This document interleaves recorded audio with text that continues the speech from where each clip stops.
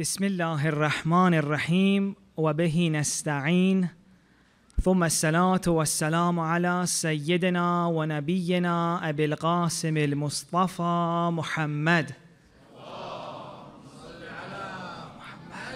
وآل محمد وعلى آله الطيبين الطاهرين. Dear sisters and brothers, Assalamu alaikum. Thank you so much again for coming or watching from home. It means the world to me. I really appreciate it. And following the tradition, the habit we started of remembering a group of people when we start, I thought maybe today again we can remember two groups if it's okay. Why not? The first, let's remember all the people who are in hospital right now, going through their treatment or dealing with an illness, and inshallah pray for their speedy recovery. And so if it's okay, let's join me in reciting the salawat for everyone who is in hospital right now. Allahumma salli ala Muhammad wa ali Muhammad wa ajil farajahum. The second group of people I wanted to remember, if you agree, is the great scholars we've had in our tradition who have worked so hard throughout time to make sure that the teachings of the Prophet, the teachings of Ahlul Bayt reach us. God knows how much difficulty they've been through to preserve these teachings of the Ahlul Bayt for us. We're here in Khouy Foundation, so it's only worthy to remember Ayatollah Khouy, the great Ayatollah Khouy, that we owe so much to him. In Muharem, if you remember, we were in Dar al-Islam. Every time I would come up, I would see the photo of Sayyid Baqir al-Sadr and other great scholars we've had. You know, in our tradition, we've had so many great scholars, Maraja, who have worked so hard to make sure that these teachings of Ahlul Bayt reach us. So I thought tonight it's only, fair that we remember them. Another great scholar that I also want to remember is Sayyid Musa al-Sadr. He had this beautiful line that I really, really appreciate.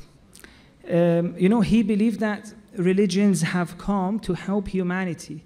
Religions have come to help humanity find their way to God, to live better lives. And he spent his whole life trying to help people either in guidance or even in their life to make sure that everyone lives with dignity. And he has this line which is so beautiful. It says, اجتمعنا لأجل الإنسان. We have gathered for humanity. And in some way, this is what we're also doing. We've gathered here today to make sure that we learn things that will improve our life. We can be better human beings, help human beings more, help our children. So let's join together and in the honor of all of our great scholars, recite the salawat. Allahumma salli ala Muhammad wa ali Muhammad wa ajil farajahum. And now, as they usually say, without further ado, let's start our tonight's discussion. We have so much to cover, inshallah. Yesterday, I spoke about self-knowledge from a kind of bird's view. I said the journey of self-knowledge is that journey of inna lillah wa inna ilayhi raji'un. So we started from God, we came to this world, and we go back. Or for example, in Surah Teen, what did we read? لَقَدْ خَلَقْنَا الْإِنسَانَ فِي أَحْسَنِ تَقْوِيمٍ. Insan has been created in the best form. ثُمَّ رَدَدْنَاهُ أَسْفَلَ السَّافِلِينَ. Then it comes to a place which is the furthest from God, and it will either be stuck here unless إِلَّا الَّذِينَ آمَنُوا وَعَمِلُوا الصَّالِحَاتِ. Unless through his right belief and right actions gets itself out of this place, stuck at the surface, the farthest place from God. Tonight we're going to go a little bit, look at the process of self-knowledge a little bit with a lower view. That one was too high. It went very quickly. Now we want to become a little bit more real tonight, a little bit more practical. Okay, what does it look like from our point of view? And inshallah, tomorrow we'll even go more practical. One of the beautiful things for us a beautiful place for us to start this journey, when we want to think about it, is how we came into this world. You know, there was a time in which all of us were in the wombs of our mothers. And that's kind of where our journey on earth started. In a place in which all our needs were taken care of. We didn't need to worry about whether we're going to be fed or not, if anything bad is going to happen to us or not. No, we were surrounded in the love and care of our mothers. And it's very interesting, if you look at the Arabic language, the word used for womb and love are from the same root, rahim and rahmat. Now we call God Ya Rahman. The womb is called rahim. Because that's a place in which maybe one of the most similar things to what God's love feels like. You know, in Quran, God says, do you doubt meeting me? This is literally the verse of Quran. Do you doubt meeting me? إِنَّهُ عَلَى كُلُّ شَيْءٍ مُحِيطٍ. How can you doubt meeting me while I am surrounding everything? We are living surrounded by God and we doubt whether we'll see Him or not. And one of the places in which we really felt this being surrounded by God's love, where every need was taken, where we felt safe, where we didn't feel worried, was in our mother's wombs. But as we came to this world, we left that place of love and safety, and we realized, oh, now we're in a world in which as soon as we have a need, it's not taken care of. One of the reasons babies cry is because they have a need. They feel a need inside, and previously it was immediately taken care of, but now they have to cry to let the world know, I need help. And one of the first things that a baby learns is to trust his or her mother.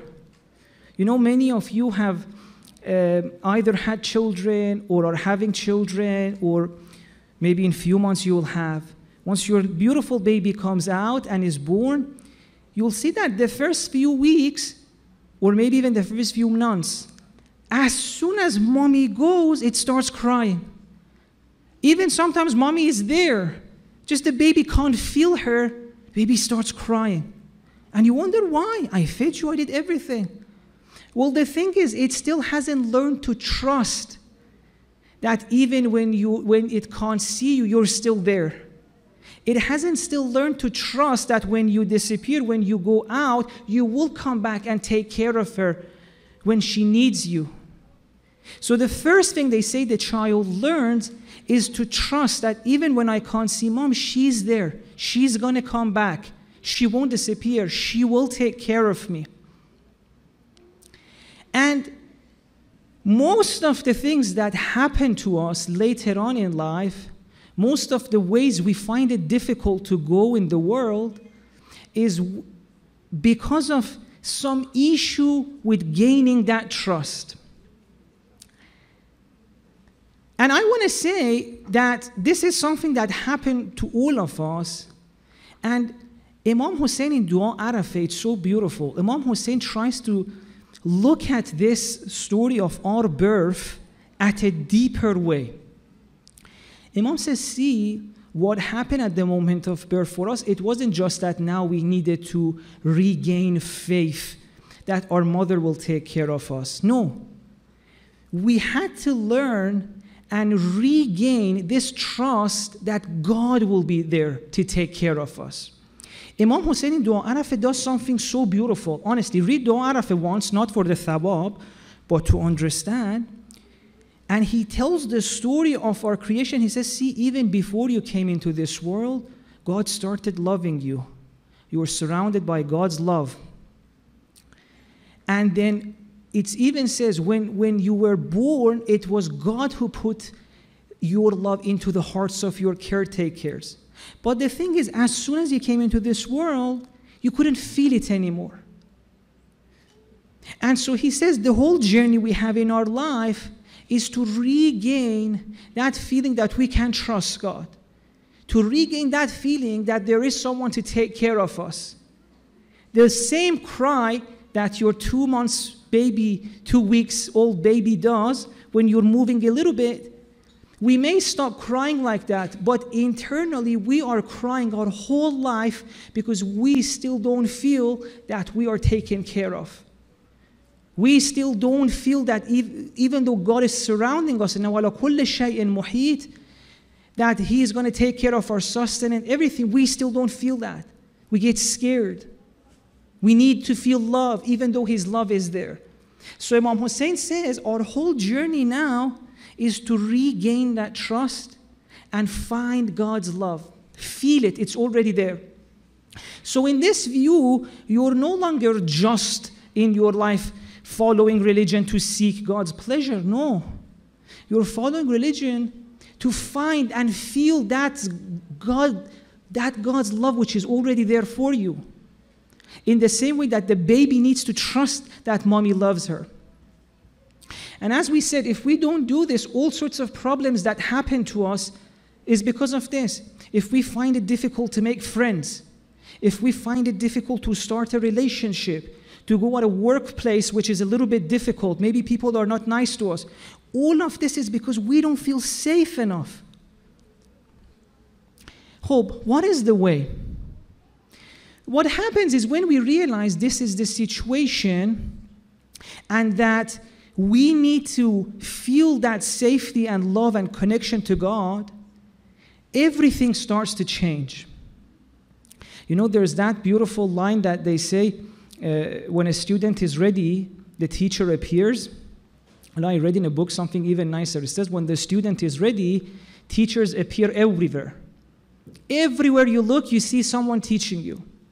And this creates an inner change inside. If before this point, by the way, I'm not saying just by hearing this will happen to you. Oh, no. Inshallah, this is a process that we have to go through. But the first stage of the process is this. If before this we said, for example, you know what, I am upset because my wife is not paying attention to me, or I'm upset because I don't have a wife, or I'm upset because my wife said this to me, my boss said this to me, I'm upset because I look this way, I'm upset because of this, I'm upset because of that, then you realize, no, all of these were teachers to tell you something. You're not upset because that person didn't pay attention to you. You're upset because you want to feel loved. You wanted to get it from that person. Now that person is not giving you love. You feel upset. But ultimately, why are you upset? Because you wanted to feel loved. You wanted to feel respected. You wanted to feel safe. So you realize that all these things outside that made you upset were teachers to tell you that, see, there's something you need. You want to feel loved. You want to feel connected. You want to feel respected. Why do we need to feel all of these things? Where does this need to want to feel loved and safe comes? Because we still haven't fully forgotten when we hadn't come to this earth yet and we were connected with God. It is true that we don't remember the details of it, but we haven't fully forgotten. We have a taste of what it means to be surrounded by God's love, to be united with God. And that is what we are looking in everything we do in this world. You know, there's that beautiful line. They say that, imagine you want to go and explore the world and you want to go bare feet, without any shoes. Everywhere you step, it's going to hurt. Oh, there was a stone. You go a little bit, the path becomes painful. Oh, so what do you have to do? Maybe you have to make sure before you go anywhere, you remove all the stones. Maybe there are some paths that you'll never go. Hope, what is the solution to do that? All you need to do is wear shoes. So at this stage, you realize, instead of making sure everyone out there is treating me with so much love, doesn't say anything that would make me feel upset, or no. All I need to do is to feel that love and safety from inside. Then I wouldn't be needing to seek it outside. Imagine if you want to walk bare feet on the world, there are so many places you can't go. If you expect the safety to come from outside, the love to come from outside, there are so many places you can't go. So many people you have to control to make sure they're the way you want them to be. But at this stage, you say, no, maybe I can change something inside. If I gain that love and safety from my connection with God, from within me, then wherever I am, I will be fine. And so this is now, you slowly start to look within. Please recite salawat.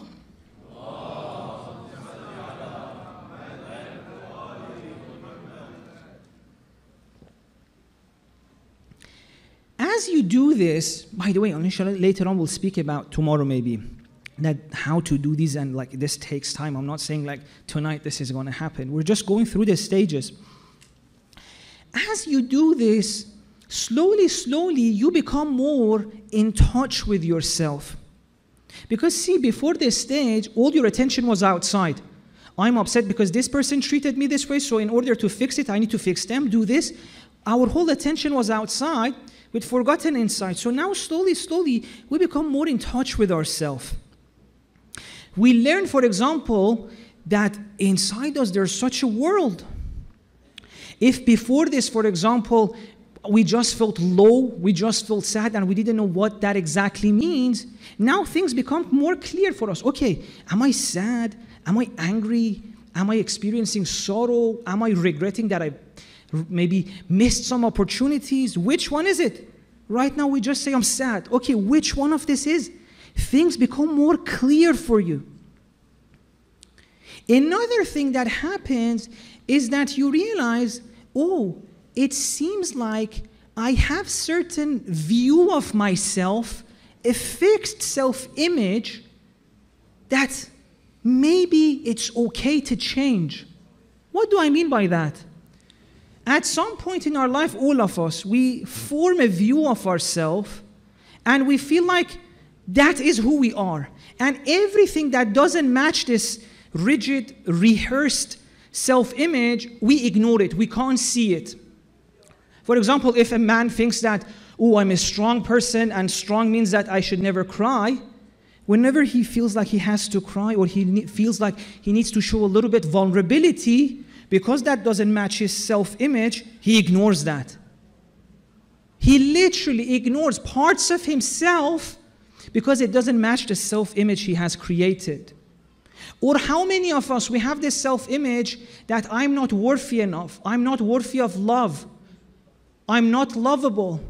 And even when people love us, even when people show love to us, because it's not part of self-image, it never changes us. Maybe our family members will keep showing love to us, but then again tomorrow we're like, no, I'm not worthy of love. Because once you have a fixed self-image, you ignore all the things that do not match it. And not even consciously. No, this happens subconsciously. So slowly you realize that maybe these beliefs inside I have, maybe it's these that are not helping me. Maybe this belief I have that I'm not worthy of love. Maybe this belief I have that I cannot handle life. Maybe this belief I have that I will never be happy. Maybe this belief I have that only bad things will happen to me. Maybe it is these things inside me that are acting like barriers and walls towards me having a good life. So you start being more open to your experiences. You allow your experiences to change the person you are. And you know, yeah, it's okay to change. Let me give you another example.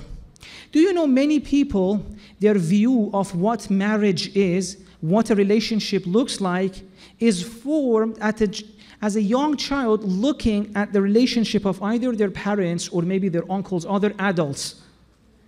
If, for example, in their relatives, men were a little bit harsh to women, that girl will think like, yes, all men are harsh. And she would find it harder to even think about marriage. She may not even know how subtly this was formed in her head. Yet, yes, men are harsh. A rigid image of what the world is like based on childhood experiences. But at this stage, you become open. You realize that, no, hang on a second. No, there's that couple among our relatives.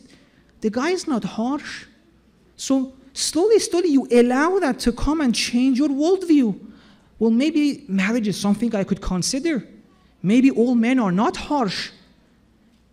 Maybe marriage is not all about power games. No, maybe it could be about love, about understanding. So the person becomes open to new experiences. As you open up, as you try to take on life and receive life, not based on your previous understandings, not based on these boxes that you were putting everything in. Oh, men are like this, fathers are like this, I am like this. You start to open up and experience the reality of the world. Another thing that happens is that you start encountering something inside yourself. See, before this, many of us were even scared to think about, what am I going to find when I look inside? What if I become so scared of what I find there? What if I'm full of hate? What if I'm full of resentment? But then you slowly realize that no. Yes, there's a part of you that maybe is carrying hate. Yes, maybe there's a part of you that has resentments. But that's not all who you are.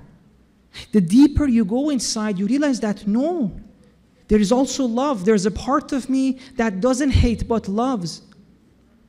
And slowly, what happens is that you start trusting yourself more. See, one of the things that happens, by the way, this is most of us, if not all. Most of our life, we're not even a person yet. What do I mean by that? We live our life based on what other people tell us. Either our parents or culture or teachers. Even when we disagree with them, we are still doing what? Going against what they want. So we're defining ourselves either in forms of what they want, or maybe if we don't like them. For example, if maybe the religious teacher was annoying, in order to annoy her, I'll do the opposite. Or for example, if my parents are annoying me, in order to annoy them, I'll do the opposite of what they want. So whether we follow teachers, parents, or culture, or we go against them, we are defining ourselves on terms of others. Either we do what they want of us, or we do something to spite them, but the opposite. We always ask ourselves, oh, if I do this, what are they going to think about me? If I do this, what would my maybe classmates think about me? What does that person think I should do? But at this stage, you start asking yourself another question. What do I think I should be doing? If I do this, what does it mean to me? How many times do we just do something to, for example, annoy our parents or this? At some point, like, okay, but let's say I even annoy them, but what does that mean to me? Do I want to be doing it or not? And it is only at this stage that you grow as a person.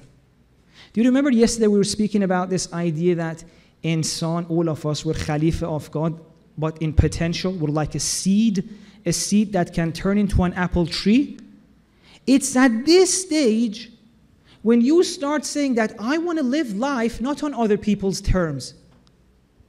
I want to go inside and see what I feel and think. It is only at this stage that as a person you start to emerge. It is at this stage that the insan is going from a seed to a plant. And I want to tell you, it is only at this stage that Islam as a religion starts. Before this, everything we did was only the surface of it. Islam, at its depth, only starts here, once you emerge as an insan. Taklif, becoming a baligh, this is its real meaning. You say, right now, before this, I was someone that I wasn't maybe grown up enough or spiritually mature enough to decide how I should live in this world, to have a communication with its creator, but now I am ready. Now I am ready. I'm ready to be God's audience. And the beauty of it is this: when you announce to God that I am ready for direct communication with you, God replies back. And you start seeing that within you, the thing that a lot of us call fitra, within you, there is a place in which it gives you guidance. It tells you what's the right thing to do. If before this, let's say you wanted to go meet new people, and you had to ask others, oh, by the way, for example, I'm going here, what should I say? In every situation, you had to check with others what to do. And if you were doing something new, you were always scared. Oh, what should I do? Now you see that, no, You trust the being that you are. I can handle it. I will go, I will meet that situation, and I will trust that within me, and answers will come on how to deal with that and elevate that situation. I'm competent enough, and I can do it. And it is at this stage that you emerge as a person. You're acting in the world as not as a potential insan, as an actualized insan. And as I said, slowly you realize what was Islam. Islam wasn't a series of fixed answers that you had to memorize. Islam was about a way of being in the world. What is that way? What is Islam actually representing? Well, we have in the Quran. It's a journey of seeking the truth and acting upon it. And a lot of the times, where does this truth come to? In addition to the guidance and the teachings of the Prophet, but how many ahadith we have that they say in the same way that God sends prophet outside, you have even prophets inside.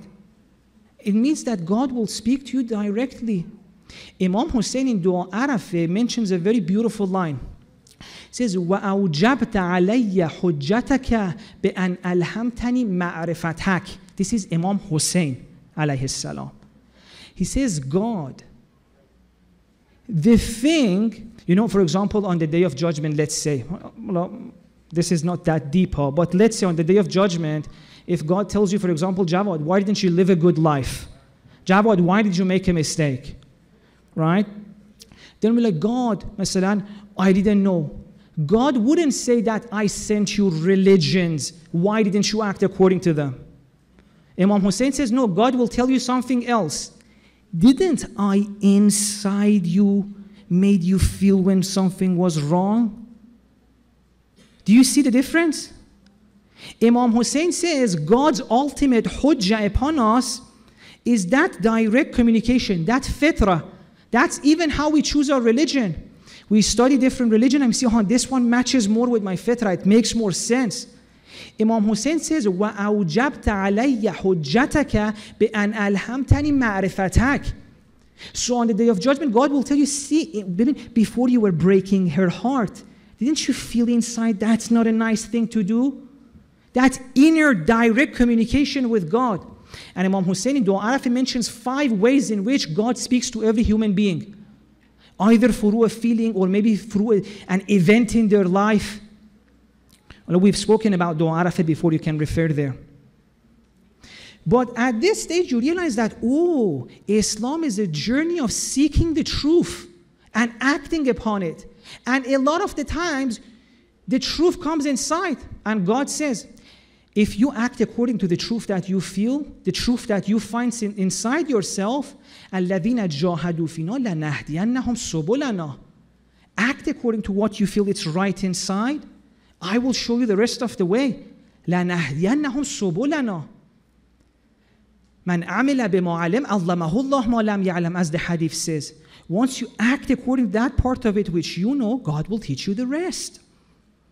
So at this stage, you realize that Islam is not something you can have once and have it for the rest of your life, like us. We think like we're Muslims and this is going to be there for the rest of our life. Islam says no. You can be Muslim 1 minute, next time leave it. How? Imagine you're in an argument. You're in an argument with your partner or with your child. Halfway through the argument, you realize, they were right. Actually, the mistake was your fault. A truth appeared to you. Do you accept that or not? Maybe it's so difficult to accept that you were wrong, so you continue fighting. Quran says, see, at that point you stop being a Muslim. Islam is actively seeking the truth and acting according to it. And that truth could be as simple as maybe in between you and your partner in an argument, or even with your children. Maybe your children want something, and they're right, and you realize it halfway through the argument, but it's so difficult to accept daddy is wrong, so you still remain angry. Quran says, see, at that moment you stop being a Muslim. Because truth appeared to you, you ignored it. And this is why you see that in Quran, Islam is not just referred to people like us who call themselves Muslim. No, Islam was even used before our Prophet. In the story of the magicians of Fir'aun, what do they say? رَبَّنَا أَفْرِغْ عَلَيْنَا صَبْرًا وَتَوَفَّنَا مُسْلِمِينَ. The magicians of Fir'aun lived way before our Prophet, but still in the Quran, what are they asking God? God, give us patience, shower us with patience, وَتَوَفَّنَا مُسْلِمِينَ, and help us keep our Islam till the last moment of our life. What does that show you? Islam is not something you can be sure you will have for the rest of your life, because it's a difficult process. It's about every second of your life looking for what is right and acting according to it. And who among us can guarantee that they've done that? It's a very difficult thing. Well, in Quran, what do we have that verse? إِنَّ الَّذِينَ آمَنُوا وَالَّذِينَ. Let me read it for you from here so that I don't make a mistake. Surah Baqarah, verse 62. إِنَّ الَّذِينَ آمَنُوا وَالَّذِينَ هَادُوا وَالنَّصَارَى وَالصَّابِئِينَ مَنْ آمَنَ بِاللَّهِ وَالْيَوْمِ الْآخِرِ وَعَمِلَ صَالِحًا فَلَهُمْ أَجْرُهُمْ عِنْدَ رَبِّهِمْ وَلَا خَوْفٌ عَلَيْهِمْ وَلَا هُمْ يَحْزَنُونَ. What does God say in the Quran? The believers, Allah some translate this as, for example, Muslims. وَالَّذِينَ هَادُوا, people from Jewish faith. وَالنَّصَارَى, Christians. وَالصَّابِئِينَ, another group. مَنْ آمَنَ بِاللَّهِ, among them, among all of these, whether you call yourself Muslim, whether you call yourself Jewish, among them, the ones who believe in God, believe in the truth, because God is what? Al-Haq. لِيَتَبَيَّنَ لَهُمْ أَنَّهُ الْحَقِّ وَالْيَوْمِ الْآخِرِ, and they believe that there is more to this world, there's يَوْمُ الْآخِرَةِ وَعَمِلَ صَالِحًا, and they act according to the truth that they have found. فَلَهُمْ أَجْرُهُمْ عِنْدَ رَبِّهِمْ, they will have the reward with their Lord. وَلَا خَوْفٌ عَلَيْهِمْ وَلَا هُمْ يَحْزَنُونَ, they should fear not and they should grieve not. Allama Tabatabai, when he reaches this verse, he says that, see, God is trying to tell us, this is, by the way, Allama Tabatabai, volume 6 of Al-Mizan. He says, what is God trying to tell us is that, you can call yourself whatever you want. You can call yourself Muslim. I don't care what you're calling yourself. I care about how you're acting in the world. What's the point of, for example, calling yourself a Muslim if you're not following the truth? If you're not seeking and acting upon it? Hala, of course, we need to also seek the truth and find it. If a person hasn't realized that Islam is the truth yet, Allah says if they're actively seeking for it on the Day of Judgment, God wouldn't tell them to try harder. If they tried their hardest, what could they do? And sometimes I see this, that people must say, by the way, people from other religions, will they go to heaven or not? Do you see there seems to be a kind of arrogant assumption there, that hope I'm in the heaven, will others join us or not? God is saying here, see, who gave you that guarantee? Who gave you that guarantee that you're sorted? Before you stop thinking about others, who gave you the guarantee that you are sorted? Do you remember? We were speaking in Surah Hadid. God was literally telling to Muslims that be careful. Otherwise, look at your hearts, how hardened they've become. Do you feel God right now or not? Do you feel His love or not? If not, do you feel that flow of connection and life from God or not? If not, طَالَ الْأَمَدُ فَقَسَتْ قُلُوبُهُمْ. If that's not what you're feeling, well, wake up. You're in dire situation yourself before you worry about others. And I want to tell you that part of the reason a lot of people haven't, for example, seen the truth in the message of our Prophet, in the message of Ahlul Bayt, we are part of the reason for that. We have made the truth so distorted. We have lived in such way as Muslims, not everyone, and as Shias, that a lot of people may look at our actions and this option never become livable for them, which is what Imam Sadiq is saying. Imam Sadiq in that famous hadith, what does he say? Kunu lana zayna wa la takunu alayna shayna. What is he saying in this hadith? He's saying, see, there could be so many truth-seeking people out there that they want to, for example, see, okay, should we go and follow the teachings of, for example, Ahlul Bayt? And they look at their followers and they're like, nah. We may be the reason why so many people stop. And then on the Day of Judgment, Imam Sadiq is literally saying that they won't be punished. because they tried. They looked at us and it didn't look good. We will be punished. And it's so interesting because the imams really cared about this. You know, I've mentioned these stories a few times in my lectures. There's a group of people who, for example, go to an imam and they say, we are the leaders of Shia in our city. They go to the imam. Imam doesn't allow them in their house. Not because imam wasn't kind enough. Imam was trying to wake them up.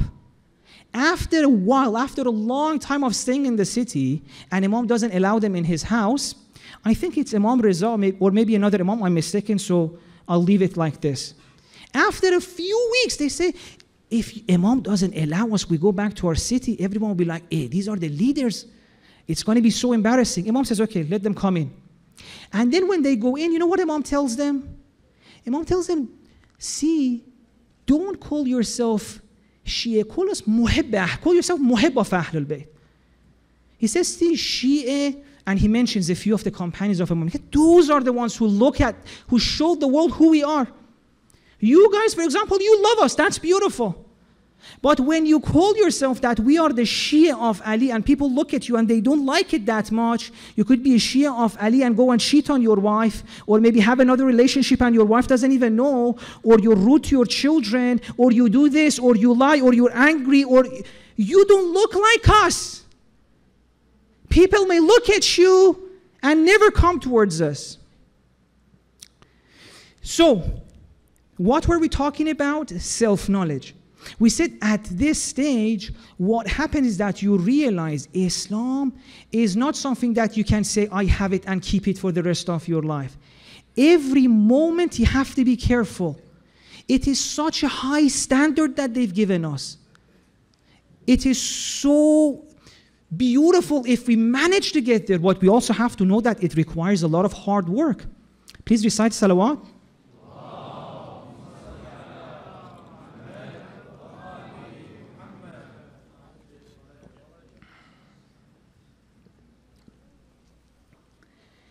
At this stage, another thing you realize in your journey of self-knowledge, in the same way that we said, Islam at this stage is not a fixed product. It's a process that you have to make sure every moment of your life you carry.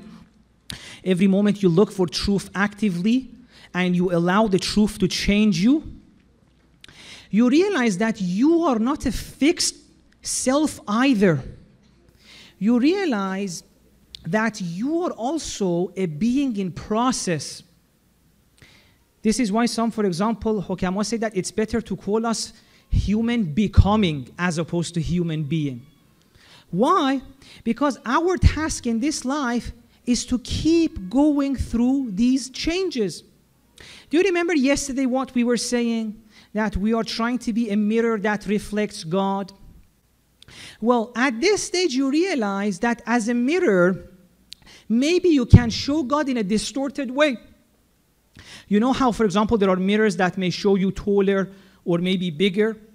You realize that, oh, as a mirror of God, I could also maybe in some ways be distorted.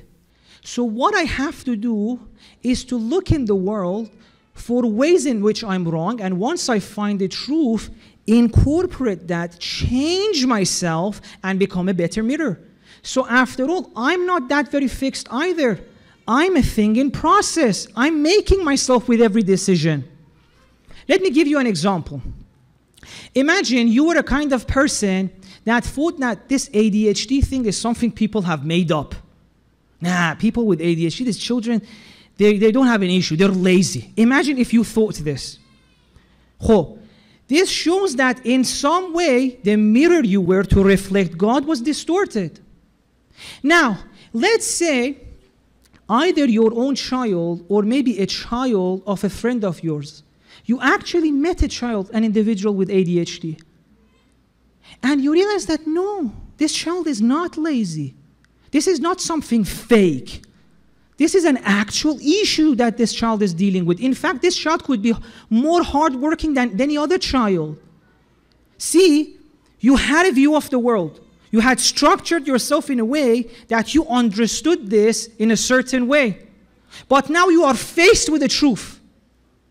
Now, you can either accept it, gain this part of the truth, bring it into yourself and change yourself, or you can ignore it. And in life, all the ways in which we are distorted, all the ways in which our opinions are wrong, something will come to our life to show us that.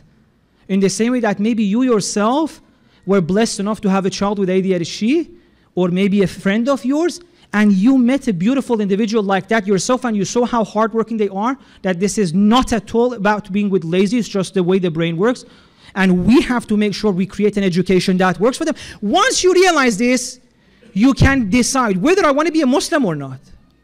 If you want to be Muslim, you incorporate that truth inside, and as painful as it is to accept, I was wrong all this time, and I was judging people, you accept that and you change yourself. And you literally become a better mirror of God. Every time we encounter truth, we are restructuring ourselves. And I want to tell you even something more. Please recite salawat.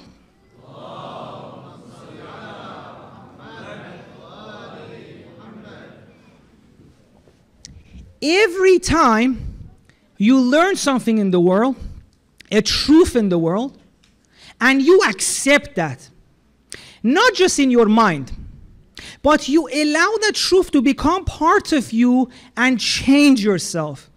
You have now incorporated a little bit more of a godly life inside you. You're going to go that much deeper in this world. You were stuck in the surface, now you're going to go deeper. Because what is ultimately truth in this world? Who is haq in this world? God. Every time you see some way in which you were wrong and you admit that and you change yourself, you go a little bit deeper in the world and you incorporate a little bit more of God inside yourself. And now I want to say that the way in which we get to do this process of going into the world, trying to find the truth, and once we find it, acting according to it, this also needs a lot of love, because it's not easy to admit we're wrong. If you don't have love and compassion for yourself, a lot of times you may get defensive. Please, by the way, pay attention. I'm a little bit behind and I want to try to finish this in 5 minutes. But perhaps all the things we said was introduction for what I'm going to be saying in the next 5 minutes. I want to tell you this, that in life, this is what we're trying to do. And I'm going to also mention how this process of self-knowledge slowly leads to a knowledge of God. The first thing I've already told you, that as you go inside, you find yourself within you, a part of you that can find the truth. You start trusting yourself that, oh, I can't find the truth. You go in the world, you act according to the truth you found, more truths will manifest to you. Every time you act according to that and you bring that truth inside yourself, you are becoming more godly. Because what is truth other than God? The truth is God. And then this truth could either come in small doses, like for example in an argument, as we said, maybe in a small argument with your wife, halfway through you realize, oh, she was right. You incorporate that inside yourself. Or it comes in larger doses. Do you know what happens to us, for example, when we go on a maybe Hajj or on a ziyarah, and we feel so changed, something inside us changes so much, we feel so much awe and wonder. What is that? We've encountered a larger dose of truth. Either in Mecca or maybe in Kerbela in a ziyarah trip, or for some people even seeing the mountain that reminds them. A lot of people have this in nature. They go to the mountain for hiking, and just the majesty of the mountain, how great it is, and makes them think of, oh, how great the Creator would be. See, that's a larger dose of truth. And if they allow that truth to come inside them and humble them, that awe and wonder, that is a sense of encountering God. But I want to tell you that it could be even more. You can even encounter God in larger doses. You can encounter God. Imagine so far, what are we doing? We're a mirror that reflects God. We keep trying to look at the world, see the ways in which our mirror is distorted, fix it to reflect God more. We keep trying to fix it, look again, find the ways we're wrong, fix it, make it larger, become a better mirror. Every time we accept a mistake, we're becoming a larger mirror. to reflect reality more. But there comes a time when you encounter the reality, when you encounter God and Haq at such level, at such a strong dose, that you realize no matter how many times I fix myself, no matter how many distortions in the mirror that I fix, I will never be able to fully reflect the reality that God is. You know when Imam Ali in Dua Kumail says, أَنَا الذَّلِيلُ الْحَقِيرُ الْمِسْكِينُ, there's so much humbleness there. I'm dhalil, I'm haqir, I'm dha'if. That's not because Imam Ali doesn't have self-esteem. That is the highest level. That is only humbleness. We call that higher humbleness. You know, in the same way that, for example, some hukama, they say, after all these 60, 70 years of reading, now I know that I know nothing. That's not like me saying I know nothing. Well, because I haven't studied. When Imam Ali says, أَنَا الذَّلِيلُ الْحَقِيرُ الْمِسْكِينُ, he doesn't have self-esteem issue. He has encountered the greatness of God to the extent that he says, God, in front of you, no matter what I am, is insignificant. Which is what he said in Khutb al-Muttaqin in Nahj al-Balagha as well. That God is so great in their eyes that صَغُرَ مَا دُونَهِ فِي أَعْيُنِهِمْ. Everything else loses significance in comparison to that. And this is the highest level. And the beauty of it is this, that at this stage, before that, what was our job? We kept trying to be a better mirror, to reflect more of God, to reflect more of God. We kept trying to make sure we're a better mirror, We wanted to reflect more of God. We wanted to be more godly. At that stage, you may get so fascinated by the beauty of God, by the truth of God, by the love of God, that you even forget you were meant to be a mirror. You fall in love with that beauty so much, you realize this is what you were looking for from the moment you came into this world. In every safety you were looking for, in every love you were looking for, this is what you wanted. And it's so nice, as Imam Sajjad said in Munajat 15, Ya Muna Qulub al-Mushtaqin. Everything anyone ever wanted was to get to here. In everything I was searching, this is what I was searching for. La ilaha illallah. That thing which is meant to make you a Muslim is here. La ilaha. There is no desire. There is nothing to seek. There is nothing to worship other than God. All the things I wanted in my life, here they are. I was looking for you. I just didn't know. And at that point, you fall in love with this beauty so much, you even forget you exist. كُلُّ مَنْ عَلَيْهَا فَانٍ. Everyone on the face of this earth will disappear. وَيَبْقَى وَجْهُ رَبِّكَ ذُو الْجَلَالِ وَالْإِكْرَامِ. And nothing will remain apart from your God. ذُو الْجَلَالِ وَالْإِكْرَامِ. You fall in love with that reality so much that you may even forget you exist. And as a mirror, the burden, the responsibility, the pressure of reflecting the ultimate reality, you let go of that. Because it was so difficult. You let go of that and you shatter. And I was thinking, how incredible is it that tonight we're going to be remembering an individual who not only reflected God and the Prophet in the most beautiful way, but it was a mirror of God that was shattered. Irban Irba. Tonight, let's join together and through the beautiful recitations of Mullah Nuruddin al-Qadhimi, remember Ali Akbar tonight. Please recite the salawat.